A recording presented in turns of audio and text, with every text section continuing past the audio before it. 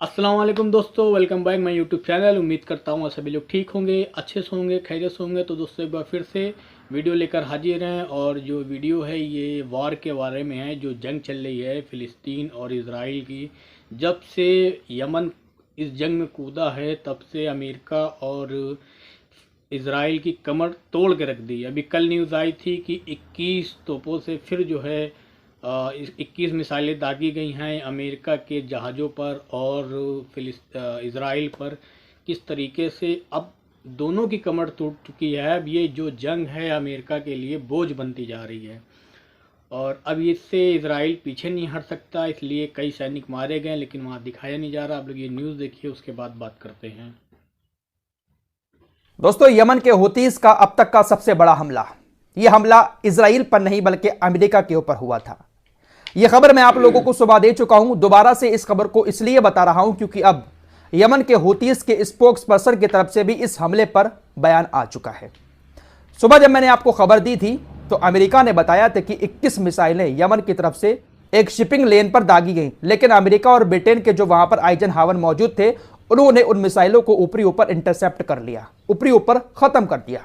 यह जानकारी अमेरिका की तरफ से दी गई थी जो मैंने आपको बताई थी। हो सकता है कि कुछ लोगों को उस खबर को सुनने के बाद ऐसा लगा हो कि फराज भाई बड़ा चढ़ाकर बातें बता रहे हैं, यमन के हुतीज ने 21 मिसाइलें एक साथ छोड़ दी, ऐसा कैसे हो सकता है। आइए सुनिएगा स्पोक्स पर्सन यमन के, उन्होंने जो बातें कही हैं वो आप जरूर सुनिएगा। हुतीज के स्पोक्स पर्सन याह्या सरिया ने अल्लाह का नाम लेकर बिस्मिल्लाह करके अपने बयान को शुरू किया।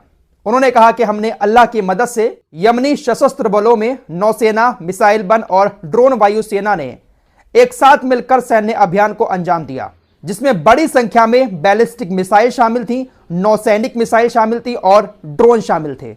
हमने इन मिसाइलों के जरिए अमेरिका के उस जहाज को निशाना बनाया था जो जहाज इजराइल के जहाजों को सहायता दे रहा था। हमने अब तक का ये जो सबसे बड़ा अटैक किया था वो इजराइल के जहाज पर नहीं किया था बल्कि अमेरिका के उस जहाज पर किया था जो जहाज इजराइल के जहाजों को बचाने के लिए लाल सागर में मौजूद है। याह्या सारी ने कहा कि अमेरिका के दुश्मन सैनिकों ने हमारे 10 जवानों को लाल सागर में मार दिया था।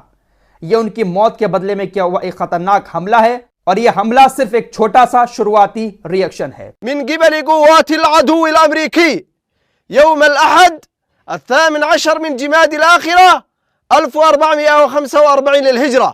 दोस्तों, काफी दिन के बाद रजब चाचा के भी दर्शन हो चुके हैं। भाई इतने दिन तक खामोश तो नहीं बैठ सकते ना। एक प्रोग्राम में बहुत लंबी स्पीच दी, उस दौरान इन्होंने गाजा और इजराइल का भी जिक्र किया। बहुत बड़ी बड़ी बातें कही हैं, दिल थाम कर बैठिएगा और सुनिएगा। रजब तैयब एर्दोगान ने कहा कि तुर्की की खुफिया एजेंसी ने इजरायली जासूसी नेटवर्क का पर्दाफाश कर दिया। इजराइल जो हमें बड़ी बड़ी धमकियां दे रहा था, हमने उनकी धमकियों का एक तगड़ा जवाब दिया है। ये कौन सी बात कर रहे हैं? जो खबर मैं आप लोगों को बता चुका हूं कई दिन पहले, 33 लोगों को गिरफ्तार किया तुर्की की खुफिया एजेंसी ने तुर्की के अंदर। उसके बाद यह बताया कि ये सारे के सारे लोग मोसाद के एजेंट हैं जो मोसाद के लिए काम करते थे और इस्तांबुल के अंदर हमास के नेताओं की रेकी कर रहे थे। इजराइल की खुफिया एजेंसियों ने जो धमकी दी है कि हमास के नेता दुनिया के किसी भी कोने में होंगे उनको मार देंगे, तो इसीलिए ये लोग हमास के नेताओं की यहां पर जासूसी कर रहे थे।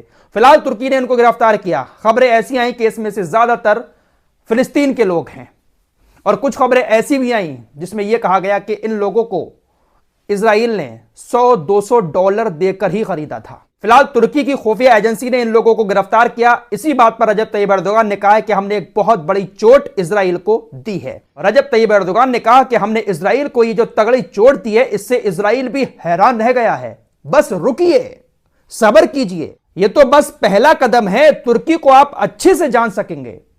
ये बात किसने कही है? रजब तैयब एर्दोगान ने।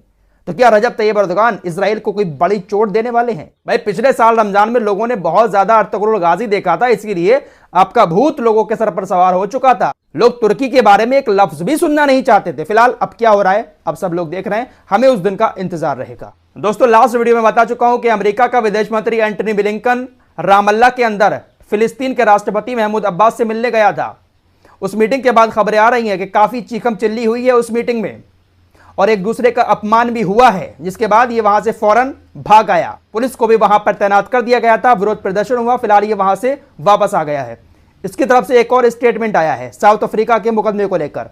इसने कहा है कि साउथ अफ्रीका ने इंटरनेशनल कोर्ट ऑफ जस्टिस में इजराइल के खिलाफ जो मुकदमा दर्ज कराया है वो पूरी तरह से बेसलेस मुकदमा है, आधारहीन मुकदमा है और परेशान करने वाला है। यानी एक बार फिर से इसने खुलकर इजराइल के नरसंहार को सपोर्ट किया है। दोस्तों, अमेरिका का जो सबसे बड़ा शहर है सैन फ्रांसिस्को, वहां पर गाजा में सीजफायर का एक प्रस्ताव पास हुआ। San Francisco board of supervisor ने कल 8-3 की बहुमत से एक प्रस्ताव पास किया है और ऐसा करके सैन फ्रांसिस्को अमेरिका का सबसे बड़ा पहला ऐसा शहर बन गया है जिसने गाजा के लिए सीजफायर का प्रस्ताव पास किया हो। तो अमेरिका के जो लोग हैं वो पूरी तरह से गाजा को सपोर्ट कर रहे हैं, लेकिन वहां की सरकार, वहां का प्रशासन, आप सब लोग देख रहे हैं क्या कर रहा है। तो दोस्तों ये है, अगर कुख्यात कहा जा रहा है, क्योंकि आतंकवादी तो सिर्फ मुसलमानों के लिए यूज़ होता है, बाकी जितने भी और धर्म के लोग हैं उनको ऐसे ही सब टैग दिए जाते, कुख्यात हैं, ये लोग मर्डर कर रहे हैं, दहशत फैला रहे हैं, लेकिन इन लोग को आतंकवाद नहीं कहा जाएगा। अपने में अभी इंडिया में बहुत से ऐसे लोग हैं कि सब ऐसे काम करते हैं, लेकिन उनको आतंकवाद नहीं कहा जाएगा, सिर्फ मुसलमानों को कहा जाता है।